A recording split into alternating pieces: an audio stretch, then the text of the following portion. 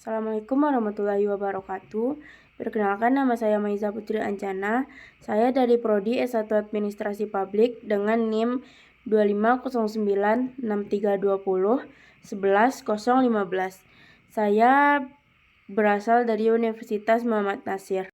Saya akan menjelaskan tentang sejarah, perkembangan, dan nilai perjuangan Yarsi Sumbar.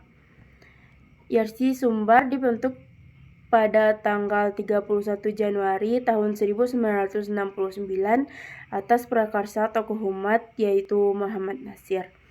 Tujuan awal pendirian Yarsi Sumbar yaitu memberikan pelayanan kesehatan kepada seluruh masyarakat tanpa memandang agama, kedudukan, warna kulit, atau asal-usul.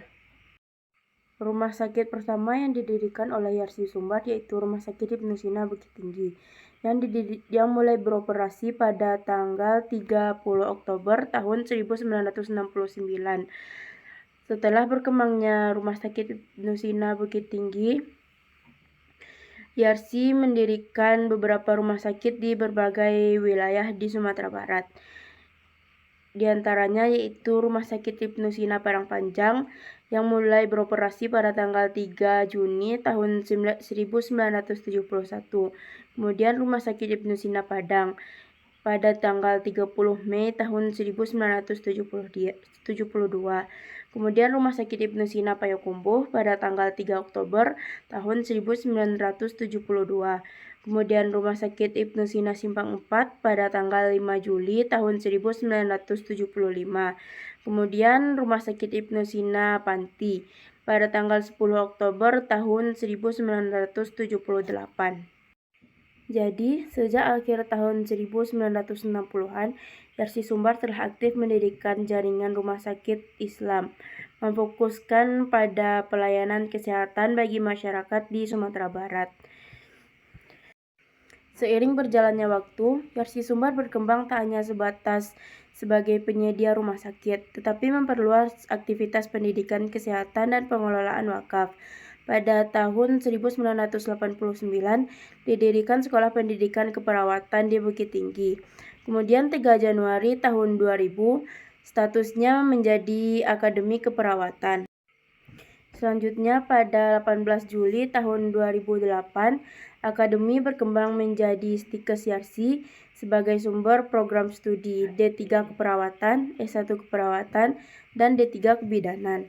Pada tanggal 16 Oktober 2014, didirikan Universitas Muhammad Nasir Bukit Tinggi dan menawarkan 10 program studi seperti S1 Farmasi, S1 Gizi, S1 Kebidanan, S1 Keperawatan, D3 Keperawatan, S1 Hukum, S1 Akuntansi, S1 Administrasi Rumah Sakit, S1 Administrasi Publik. Selain layanan kesehatan dan pendidikan, Yarsi juga memiliki unit usaha lain, misalnya swalayan dan media, sebagai bagian dari upaya mendukung keberlangsungan institusi. Baru-baru ini, tahun 2022, dibentuk Lembaga Yarsi Sumbar melalui keputusan organisasi tanggal 24 Desember tahun 2021 sebagai komitmen untuk mengelola aset wakaf dan himpunan wakaf uang atau harta untuk kemajuan layanan kesehatan serta kegiatan sosial.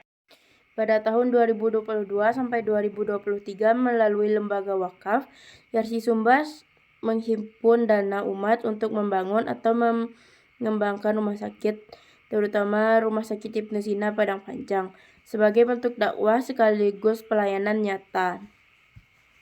Nilai-nilai yang mendasari Yarsi Sumbar yaitu yang pertama, pelayanan inklusif dan kemanusiaan. Yarsi lahir dengan misi memberikan layanan kesehatan bagi seluruh manusia tanpa diskriminasi, meskipun berlabel Islam tetapi terbuka untuk siapapun. Yang kedua, dakwah melalui pelayanan atau dakwah bilhal. Lewat pelayanan medis dan kesehatan, Yarsi mewujudkan nilai-nilai Islam tanpa retorika, mewujudkan bahwa pengabdian pada umat masyarakat bisa diwujudkan melalui aksi nyata. Yang ketiga yaitu pengembangan komunitas dan kemajuan umat. Dengan mendirikan sekolah keperawatan, universitas, serta pengelola wakaf secara terstruktur, YARSI berperan dalam membangun berdaya manusia Muslim di Sumatera Barat. Bukan sekedar layanan medis, tetapi pendidikan dan pemberdayaan. Yang keempat yaitu tanggung jawab sosial dan solidaritas.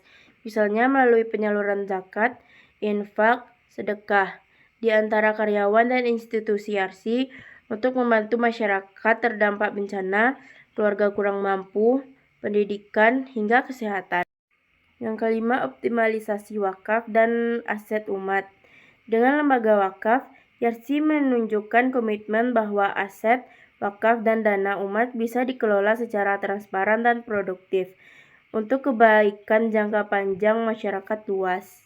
Dengan demikian, perjuangan YARSI Sumbar bukan sekedar mendirikan rumah sakit dan memberikan layanan medis, melainkan wujud dari idealisme, kesehatan, pendidikan, dan kesejahteraan umat sebagai amanah sosial dan tanggung jawab keagamaan. Sekian yang bisa saya sampaikan. Jika ada salah kata, saya mohon maaf. Assalamualaikum warahmatullahi wabarakatuh.